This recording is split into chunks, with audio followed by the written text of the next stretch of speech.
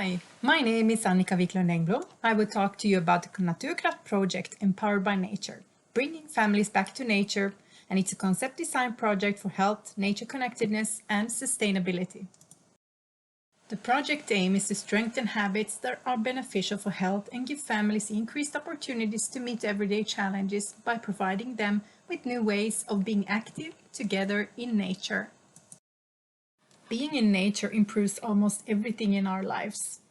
For instance, communication, where children in families benefit the most. It also increases their self-regulation, self-efficacy, their agency, their resilience, stress balance, the risk evaluation, collaboration, and empathy, to name a few.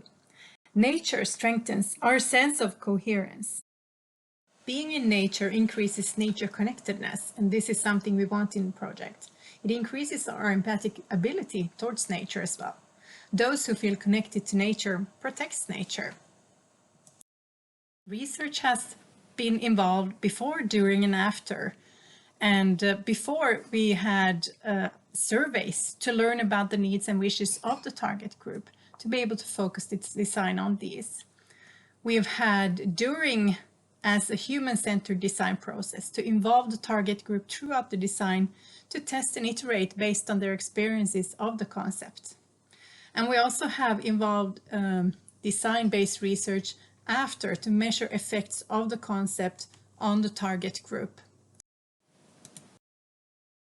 The project phases during these 3 years started with a pre-study in the Finland-Swedish region as well as a literature review.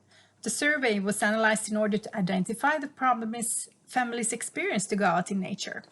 We did benchmarking both globally and nationally in order to learn what others did to bring families with small children into nature, but also to build a network to collaborate with. Another large questionnaire was conducted on a national level to learn more about the situation in Finland on a broader level. Then we started the process of co-creating with families. We organized small events in nature in which families could experience activities and give feedback on the concept.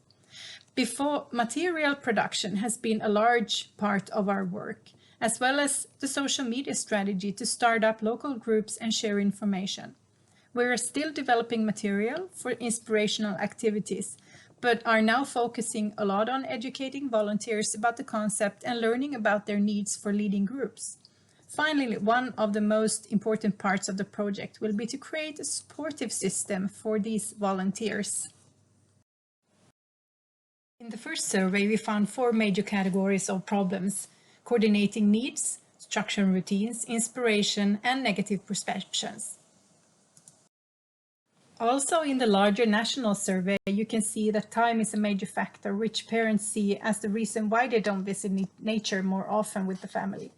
All of this is something we believe that we can use in the design in order to support, but also to perhaps change attitudes. We have based the design of the Naturkraft concept on the sense of coherence theory in addition to research. From a design perspective, we have used the concept of manageability, comprehensibility, and meaningfulness as guides for how to cater for the needs of families.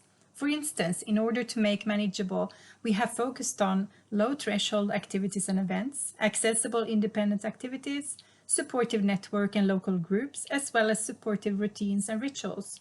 In order to make it comprehensible, we have focused on familiarity and safety, knowing what to do, and accessible information. In order to make it meaningful, we have focused on finding out what creates added value to families, positive experiences and relationships, inspiring and flexible activities, as well as storytelling. We broke down categories of activities into these 4 dimensions based on sense of coherence theory, which we used as a frame of reference in every design choice we made.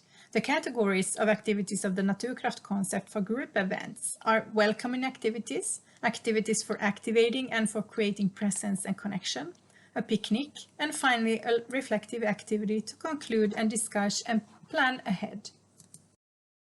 Then the pandemic hit. Due to the COVID situation, we had to adjust how the Naturkraft concept is carried out. Instead of group activities, emphasis has been placed on how we can support families to go out in nature on their own, since group gatherings have been discouraged. Open pop-up events and creating self-paced material for activities are such examples, but also continued facilitation of online participation and sharing of ideas. We were lucky in the sense that we had already built a rather comprehensive social media presence, which allowed us to continue to build the network. We also developed a Moodle online course, which stands on its own to educate volunteers about the concept. Our social media channels are used with a specific agenda to increase their added value. For instance, our Facebook page is used as a channel for marketing materials and local events, as well as for having close local groups in which parents can find each other and share, plan, and gather. Instagram is our channel to share inspirational posts about activities. Here we also use IGTV as a container for short videos describing low-threshold activities. Twitter is our channel for facts, research about nature, collaborative partners, etc. YouTube is our server to keep a playlist of lectures about Naturkraft, especially intended for volunteers. For this purpose, we also have a podcast on SoundCloud to share information, interviews, etc. Moodle is our learning platform. We have used Padlet to display our own events on a map.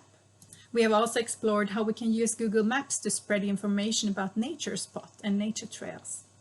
And of course, we have a website which binds everything together, as well as a platform for signing up for training courses and events, especially for those who do not use social media. In order to design material and events which are meaningful, we have used storytelling. For instance, we have used local stories which are connected to nature activities and playing, but we have also written new fairy tales which we have designed to be interactive and inspire families to become engaged and part of the fictive story. Fairy tales that we have written are based on theories such as positive psychology and character strength, mentalization, and narrative thinking. The fairy tales are based on seasonal activities. In Finland we have 4 seasons, and therefore we have, for instance, written 4 stories about a professor, Vilda Vide, who solved mysteries in nature. These are broadcasted as a podcast on Yle, the national broadcasting company of Finland, and hence we reach a much larger audience. Collaboration is key. We have also created flyers which are distributed through our website and Facebook group for volunteers. The flyers include a shortened text of the story, instructions for activities, as well as a QR code to access each chapter of the story. The fairy tales all have 10 chapters with a flyer for each. The one you see here on the slide is about a bunny who goes into the forest to prove that she's big enough to explore on her own and prove to her family that she's no longer just a tiny bunny baby.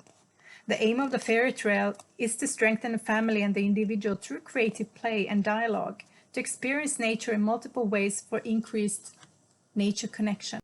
It is also about the right of public access, which is unique to Finland and the other Nordic countries. This includes learning about our own responsibilities for nature through the actions of fairy tale characters. We write the fairy tales so that the story in itself, together with the interactive nature explorations, support children's self-awareness, empathy, cognitive development, social interaction, and resilience. Here is another example of Naturkraft material, which is designed as flyers to create imaginary activity rooms in nature, based on different themes, such as the playground, the gym, the art studio, the laboratory, the living room, and the dining room. Because of the pandemic, we have faced some problems to collect data about the effects of Naturkraft concept with regard to group activities. However, we are part of a study conducted by Umeå University in Sweden and the Nature Resource Center in Finland, among others, who are conducting a study in Sweden and Finland about effects of nature. While group activities were still allowed, we managed to collect data from 9 parents. ECG was measured during the nature visits, as well as 3 days before and after. These data are then compared to a mood survey, which they also filled out during all of these days. What you see on the slide is a screenshot from the app that the parents themselves could download to their smartphone and follow their own measures. We're also working closely with teacher trainers and researchers of early childhood education and care, who are interested in how nature activities, such as those of Naturkraft, can increase resilience in both staff and children at daycare centers. Here we will be investigating experiences of fair trades, for instance. The funding for our Naturkraft project will end June 2022, and we are now in the process of brainstorming how we want to continue with both implementation and research. For more information, please contact me on email or join our community at Folkhälsan. You are so welcome.